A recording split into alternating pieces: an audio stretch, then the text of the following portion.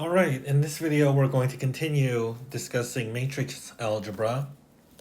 We have a few more things to talk about. We talked about the main topic, which is matrix multiplication and how it corresponds to composition of linear maps and some properties of matrix multiplication. We have a little bit left to talk about. So the next topic is the transpose of a matrix.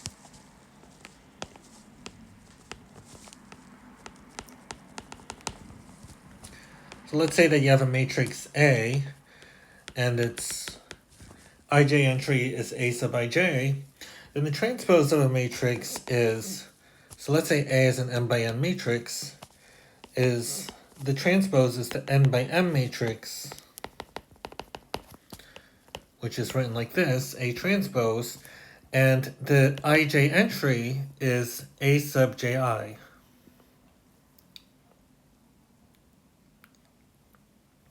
So maybe B sub ij, where B sub ij is equal to A sub ij. A sub ji. In other words, you switch the rows and the columns. So for instance, if A is this matrix 1, 2, 3, 4, 5, 6, then A transpose is going to be, so for instance, this 1, 1 entry, you switch the subscripts, you get the 1, 1 entry again. But if you take the 4 is A1, 2, right? A1, 2, and the 1, 2 entry, the A1, 2 is equal to the B2, 1. So that's the 2, 1 entry in A transpose is equal to B2, 1. That's A1, 2, and so that's going to be 4. And if you fill out the rest of the matrix, you're... that's a mistake. That's the 2, 2 entry, right? Okay, I'm getting mixed up. This is the 2, 1 entry. That's going to be B sub 2, 1, which is A sub 1, 2. So that's going to be 4, and then you're going to get 5 and 6. And notice that the first row, the first column of A becomes the first row of A transpose, and the second column of A becomes the second row of A transpose. So what the transpose does is it swaps the rows and the columns. It replaces the ith row with the ith column and vice versa. And this is useful when we're thinking about the dot product of two vectors. So if you have two vectors, v, which is, let's say, a1, a2 to an, remember we're thinking of a vector as just an ordered list of numbers. And let's say that you have a vector w, which is b1, b2, bn. We can often think of a vector, we often want to think of a vector as a matrix, and we can think of a vector, think of these vectors, v and w, as n by 1 matrices. So it would be like this.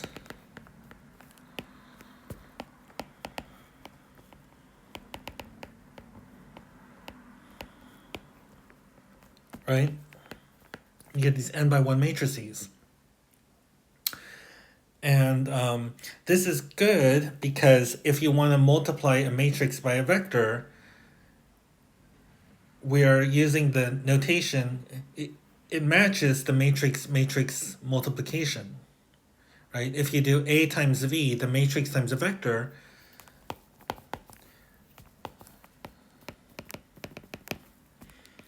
matrix vector multiplication is the same as A times V, where you think of V as a matrix. Matrix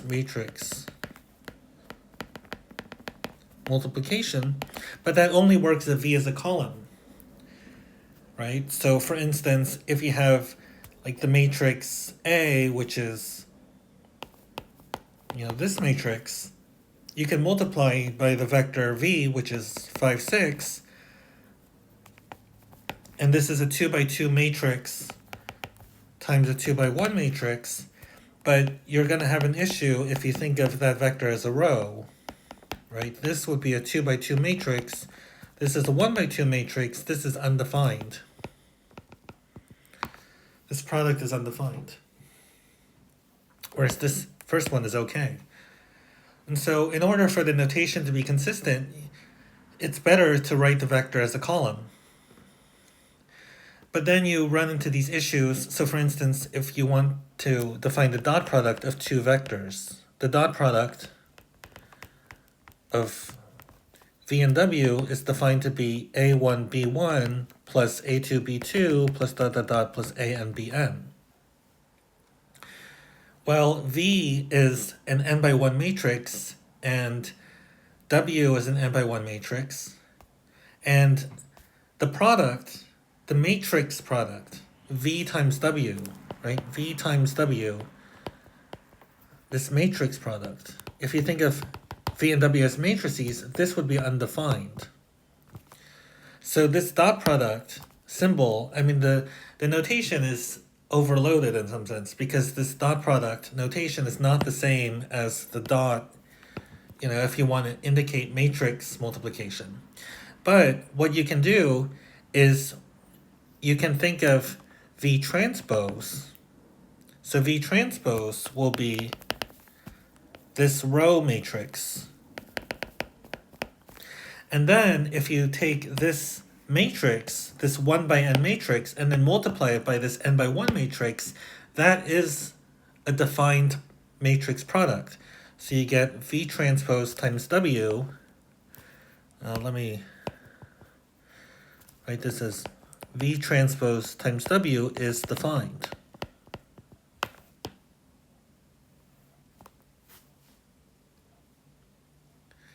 And that's where the transpose naturally shows up when you're thinking about the dot product. Okay, so the transpose is a useful thing. It's useful to just do this operation sometimes. So let's look at some properties of the transpose and how it's related to matrix multiplication. So the first one is that if you take the sum of two matrices and then transpose that, then that's going to be A transpose plus B transpose. Okay, it might be a good idea to see why intuitively this is true. Even if you don't write a formal proof, if you just think about it, it's pretty clear that this is going to be true. Okay, because this left-hand thing is just saying that you add the matrices and then swap the rows and columns. And this one is saying that you swap the rows and columns of A and swap the rows and columns of B and then add them, add the two resulting matrices.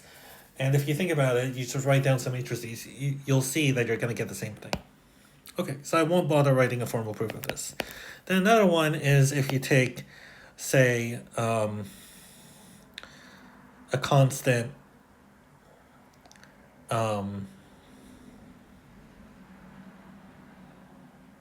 say, r, and then multiply that by a. So this is a scalar multiplication of r by a.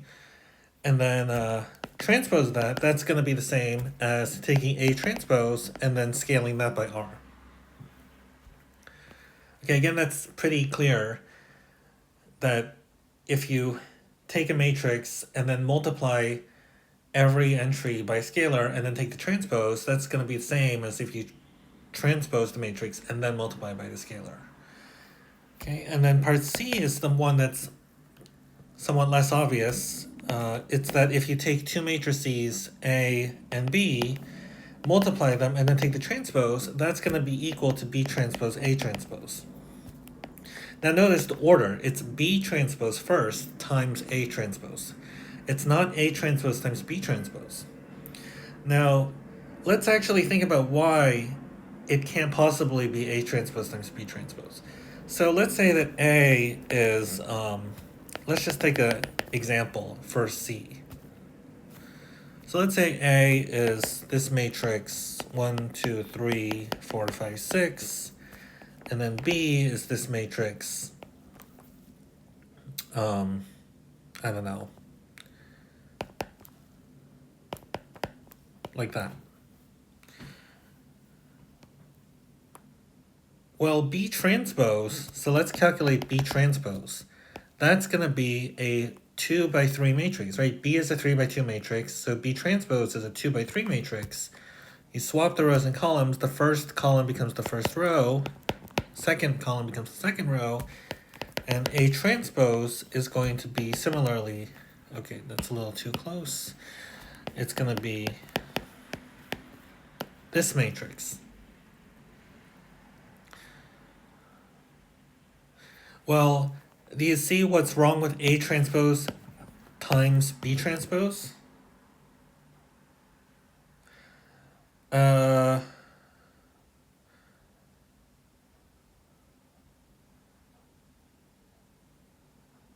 Let's see. Oh, did I?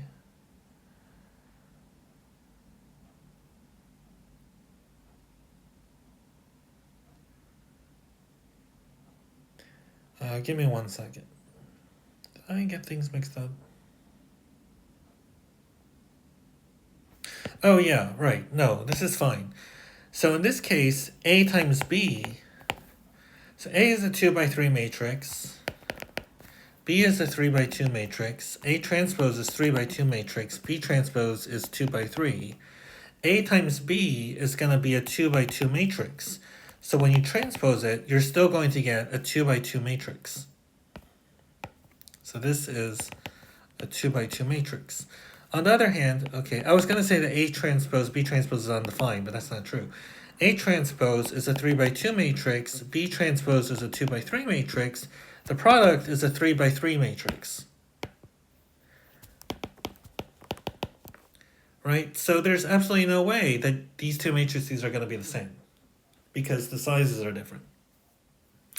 But B transpose times A transpose, B transpose is 2 by 3, A transpose is 3 by 2. This is a 2 by 2 matrix, so at least it's possible that AB parentheses transpose is the same as B transpose A transpose. And the theorem says that they are in fact the same. Now, instead of writing a formal proof of this, let's just multiply the numbers and see. Once you just do an example and multiply it out, you'll see that it's going to be true. So let's look at the 1, 2 entry, say. The 1, 2 entry of A B transpose and B transpose A transpose, and check that you get the same thing.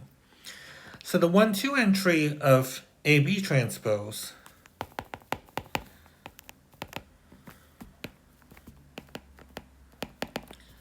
is the 2, 1 entry of AB by definition of the transpose. Now what's the 2, 1 entry of AB?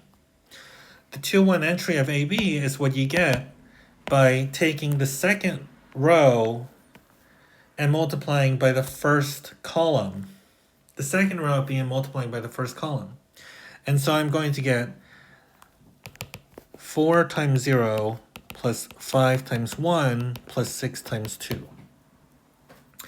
Now let's look at the 1, 2 entry of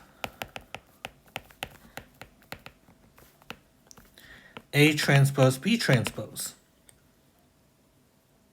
So that means I need to take the first column, the first row of A transpose, let's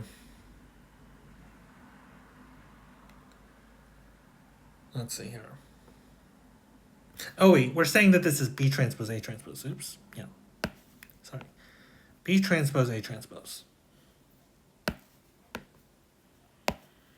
The 1, 2 entry of B transpose A transpose is, it's what you get by taking the first row of B transpose, right? You have this matrix B transpose being multiplied by A transpose. You take the first row of B transpose, that's this, and then you multiply it by the second column of A transpose.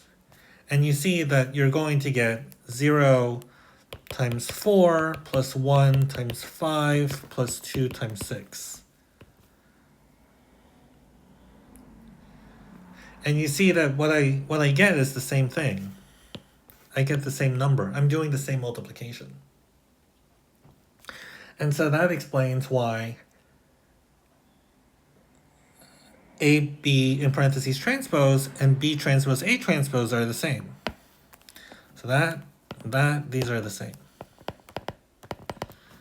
Okay, we looked at the 1, 2 entry, but you can do the same for any other entry, and you can just do the same for any other matrices A and B.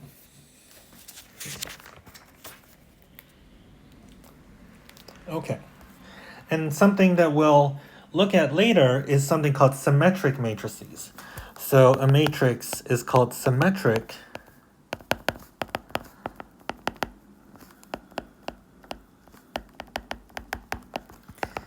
a matrix A if A is equal to its own transpose.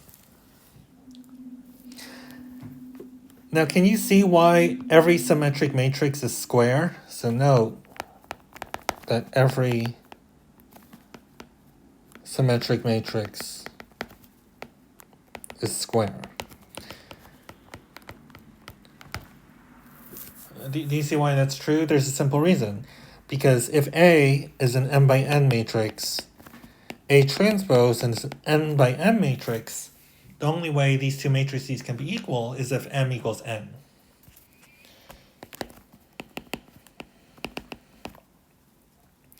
So some examples of symmetric matrices will be the 0 matrix. This is symmetric. If you take the transpose, you get itself.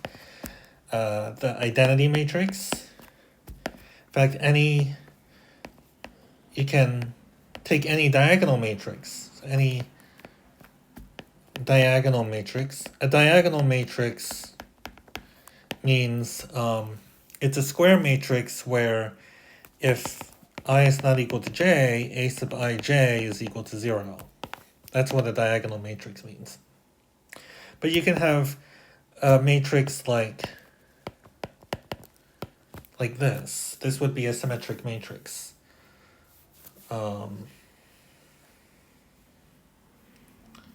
Because if you take the transpose, you're going to get the same thing.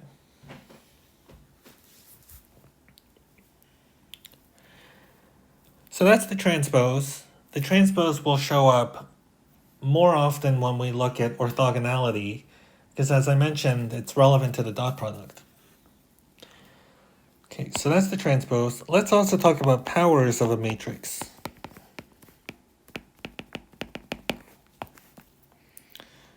So, powers of a matrix, and also the first thing we talked about was the transpose of a matrix.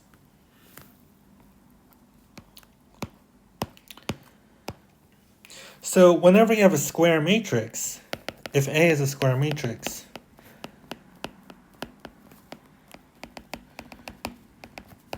you can multiply A by itself.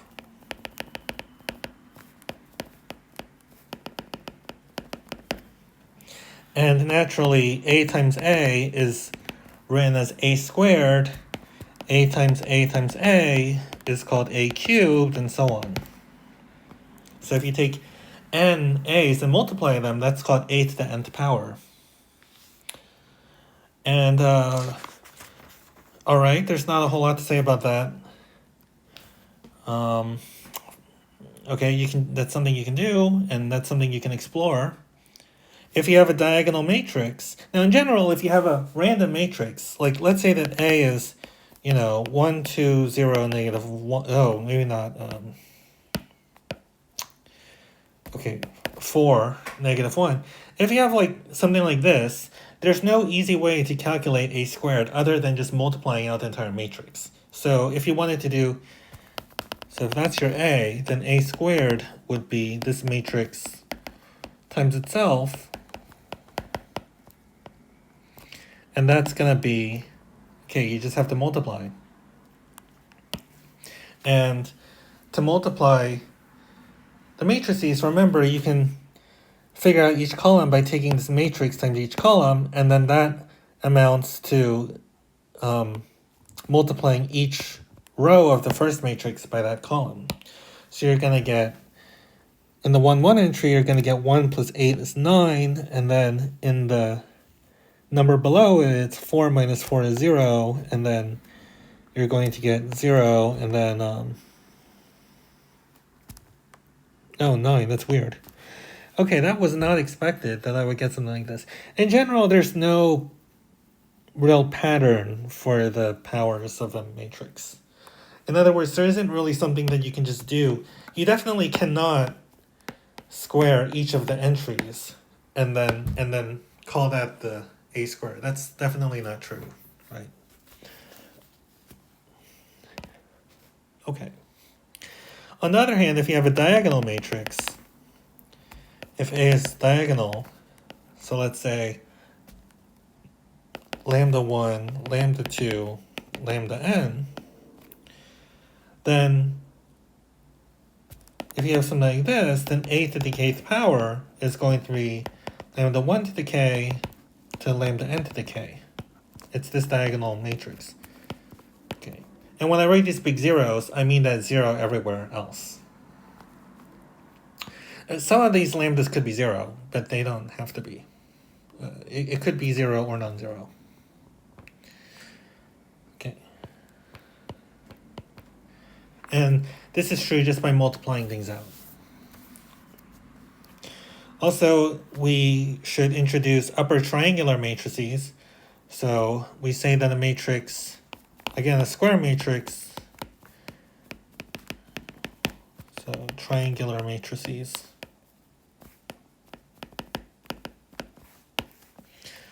Square matrix is upper triangular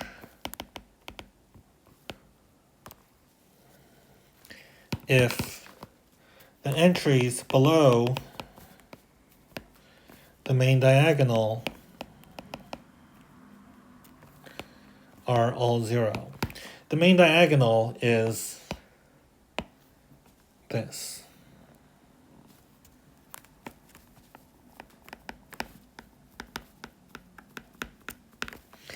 It's all the a sub i's. It's those entries make up the main diagonal. So if everything below it is 0, the matrix is called upper triangular. So for instance, you can have something like that. That's upper triangular. But you can have more extreme examples. You can have something like this. That's also upper triangular, because upper triangular just means that everything, so here's the main diagonal, here's the main diagonal. Everything below the main diagonal has to be 0. It's possible that some of the entries on the diagonal are 0. Okay, so that's upper triangular. And of course, there's going to be lower triangular, square matrix is lower triangular if, as you might expect, all entries, so this is all entries above the main diagonal are 0. So for instance, you can have, well, you can actually take the transpose of these.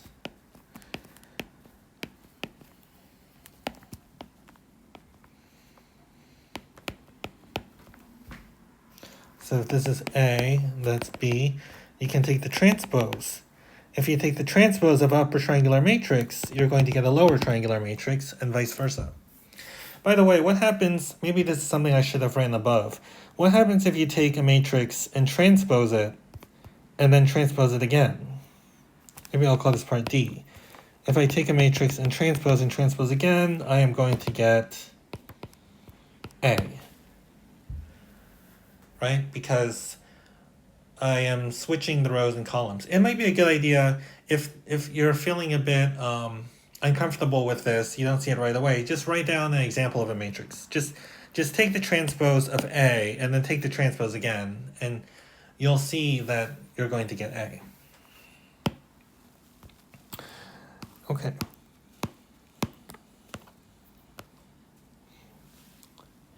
And what happens if I take an upper triangular matrix and raise it to a power? So any power of an upper triangular matrix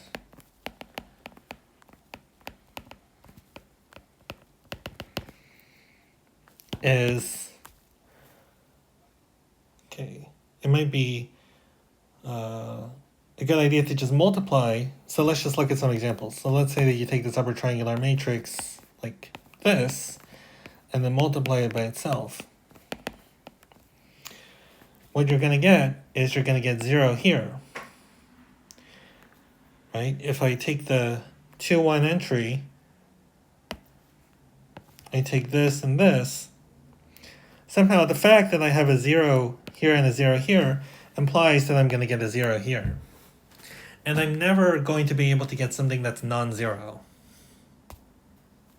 I'm never going to be able to make that 2, 1 entry 7 or something. Well, let's just multiply out the matrices just to finish this. So this will be there will be a 1 here, and the 4 here, and the 1 here.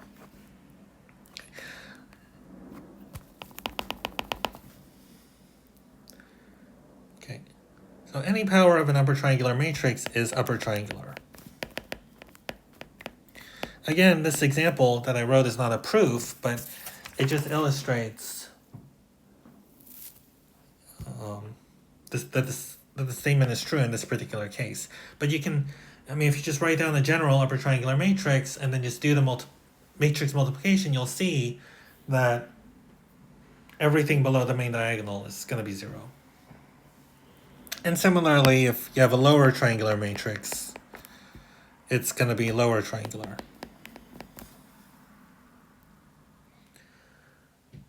Okay. By the way, where have you seen upper triangular matrices before? In terms of the row reduction. Let's say you have a square matrix. A square matrix might not be upper triangular, but when you row reduce, the echelon form will be upper triangular, right? If you have a square matrix, and you row reduce it, you'll get a upper triangular matrix. So that's something, that's where you see upper triangular matrices. Okay, so that's matrix algebra. That finishes what I wanted to say about matrix algebra. It's not the most fascinating topic, in my opinion, but we do need to explain the technicalities behind how to work with matrices, how to add them, how to multiply them, transpose, right? Things like that. And then in the next section, we're going to talk about inverses of matrices. So we can add matrices, we can subtract, we can multiply as long as they're compatible, but we can't divide. The closest you can get is to multiply by the inverse of a matrix. And we'll talk about that in the next video. Thanks.